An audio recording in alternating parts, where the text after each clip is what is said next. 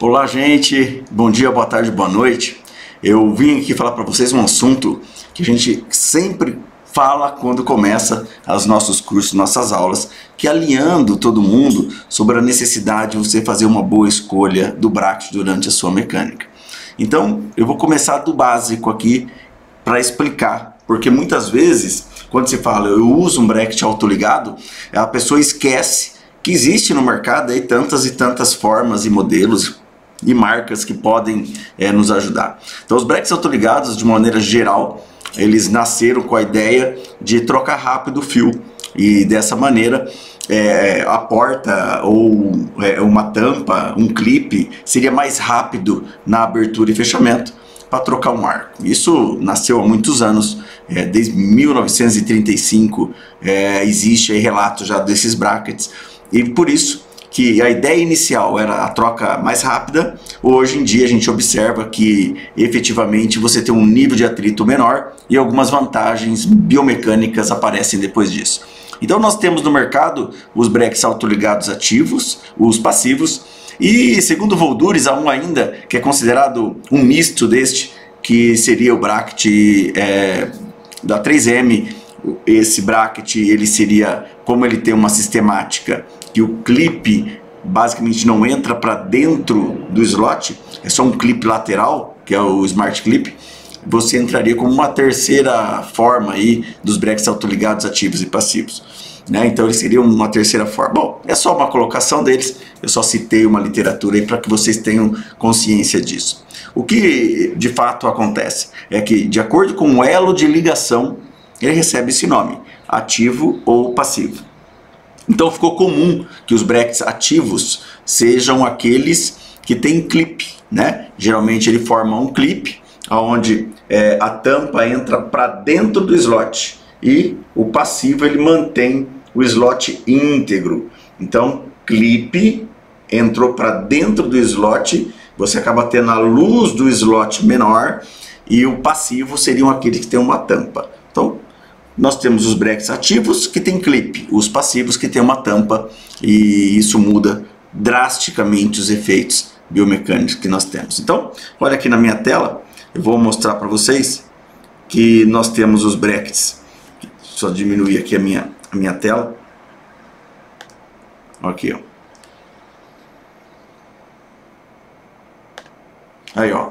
Aqui nós temos do nosso lado esquerdo na tela o bracket ativo, onde o clipe ele entra para dentro do slot, e do lado direito o bracket passivo.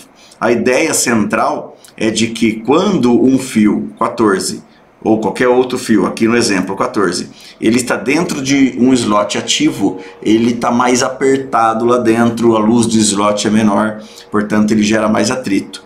E o bracket passivo ele está mais solto lá dentro, né? E isso também seria uma vantagem em termos de atrito. Evidentemente que a gente acaba tendo efeitos diferentes, níveis de forças diferentes. Então o bracket ativo, ele tem no histórico aí de literatura, ele tem um nível de atrito maior do que o bracket passivo.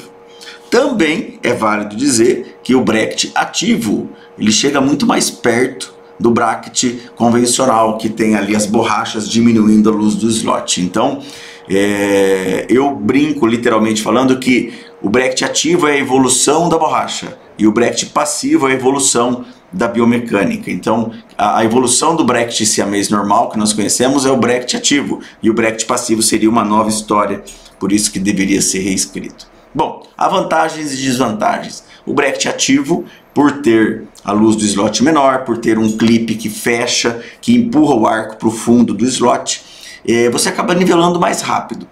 E também você tem mais controle rotacional, tudo bem? Então o bracket ativo tem uma vantagem, ele acaba meio que nivelando rotações mais rápidos em relação ao bracket passivo. O bracket passivo, como ele tem um comportamento aí de uma canaleta ampla, ele acaba tendo uma vantagem.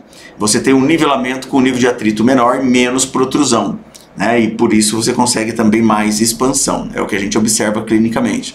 Então ele tem uma desvantagem sim, que é uma desvantagem de rotação. Muitas vezes é difícil você fazer o controle rotacional, mas ele tem uma vantagem que o nível de atrito é menor, tem menos protrusão. Quer dizer, tem que colocar na balança, né? Particularmente, eu acho que os brackets ativos eles têm um comportamento semelhante ao bracket convencional, onde você teria que ter um controle de ancoragem anteroposterior, por exemplo, barras palatinas, arcos linguais. Você também deveria ter aí, durante o processo de alinhamento e nivelamento, talvez controle primários de ancoragem, como lace back e bend back. Você também teria que ter desgaste de strippings, quer dizer, ou seja, uma mecânica muito próxima do convencional. Já o bracket passivo não, como ele se trata de um nível de atrito muito baixo, onde você tem mais expansões, você não precisa ter aparelhos auxiliares de ancoragem, como as barras. E também você não fica preocupado nesse momento com os desgastes para poder arrumar espaço ali para todo mundo. Então há um comportamento diferente. Quando se fala em torque, né, a gente observa um comportamento similar nos dois.